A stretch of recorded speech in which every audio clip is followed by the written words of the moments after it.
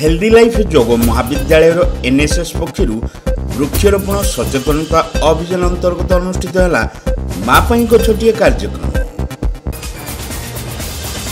Baleshwar station छकरे खुली 1 और 2 gram gold फॉरमिंग jewellery showroom. आज ही आसतु और बाछि नियंतु आपनको मन पसंदर गहना।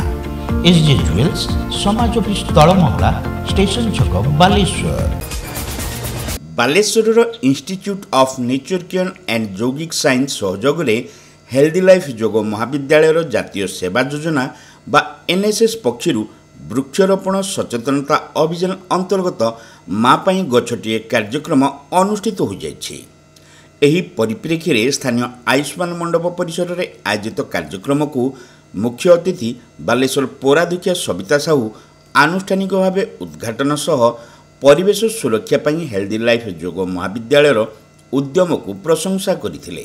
बालेश्वर सहर में खाली पड़ा स्थान मानकरे वृक्ष चारा रोपण सह सेगुड़िकर जत्न नहीं बड़ करने को हेल्दी लाइफ महाविद्यालय कर्तृपक्ष को श्रीमती साहू परामर्श देथिले।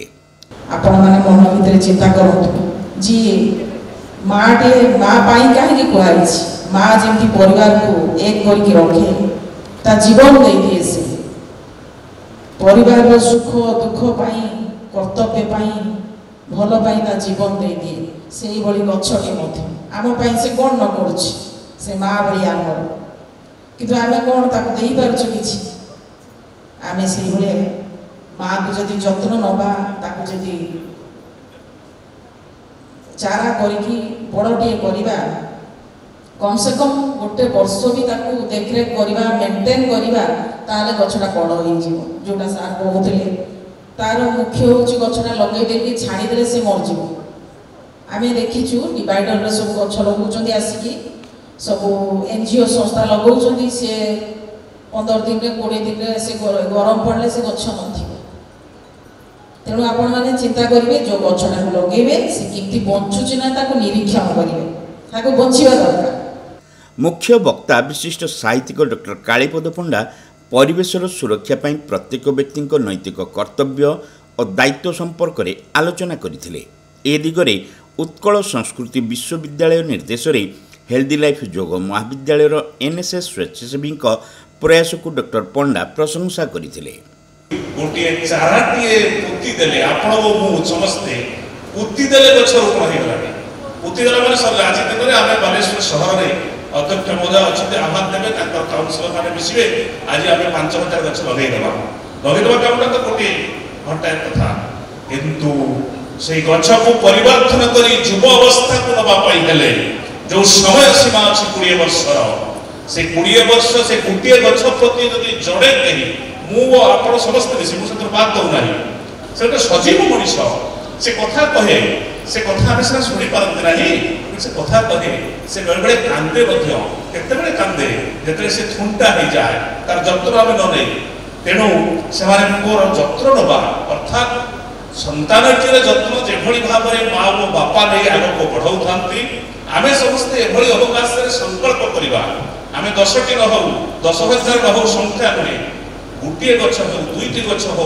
आम परिवार भितर आम घर बाड़ी आम जो रोचे जब लगेगा ताको चेष्टा करता निरंतर बढ़े युव अवस्था पहुँचेगा यही कथाटी जब कर आम जातीय सेवा योजना जो योगदान अच्छी आज संकल्प अच्छी सफलीकृत हो।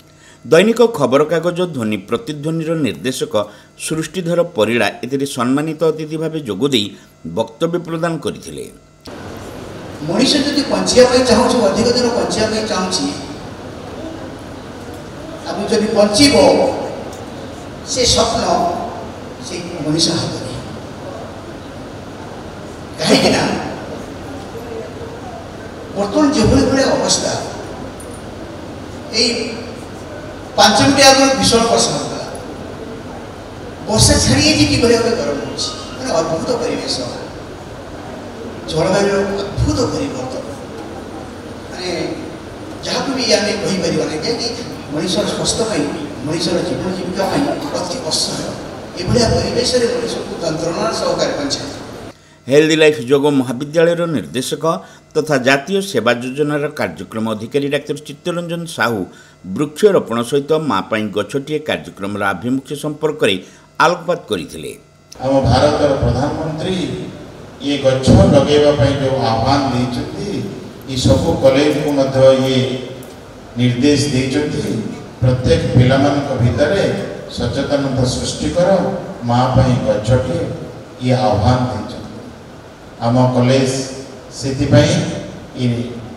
जातीय सेवा योजना माध्यम हेल्दी लाइफ योग महाविद्यालय विभिन्न एरिया रे गछ लगेवा कार्यक्रम रखी प्रत्येक वर्ष गोटे एडप्टेड विलेज पश्य ग्राम नब से गाँव में 2000 2500 3000 गछ लगे से गाँ लोक मानक आम अनुरोध करवा आपण टिके आपण गाँव में बड़का जगह जदि अच्छे आमको दियंतु लोक मैंने से बड़का जगह दौरान मुझे आपण खाली सुरक्षा रखिए आम सब प्रकार आम बाड़ प्रोटेक्शन दौचु गछ लगौचु पानी दौचु बंचीगला आपण आपको दायित्व ने आपको काटे ना ये प्रतिज्ञा गाँ लोक मान सहित आम करी गछ लगौचु।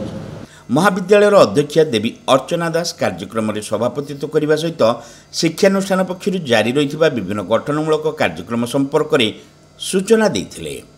एही अवसर में उत्कल संस्कृति विश्वविद्यालय द्वारा परिचालित 2022-2024 वर्ष जोगरे स्नातकोत्तर पाठ्यक्रम में सफलतार सह उत्तीर्ण होइतिबा छात्र छात्री को अतिथि माने प्रमाणपत्र प्रदान करथिले।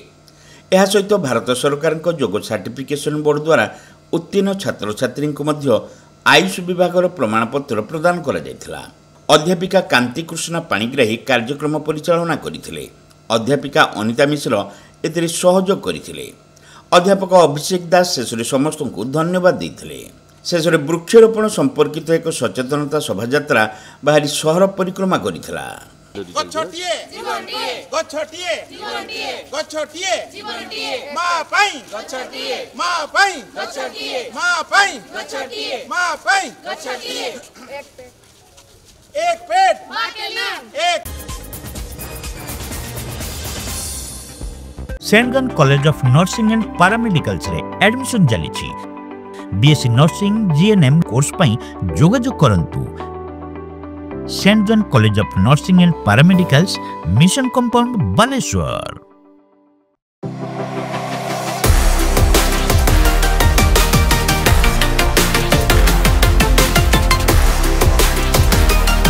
मां लक्ष्मी ज्वेलर्स, विवेकानंद मार्ग, चिड़िया पोलो, Baleshwar. Welcome to Pratiksha Fertility and IVF Clinic, Baleshwar.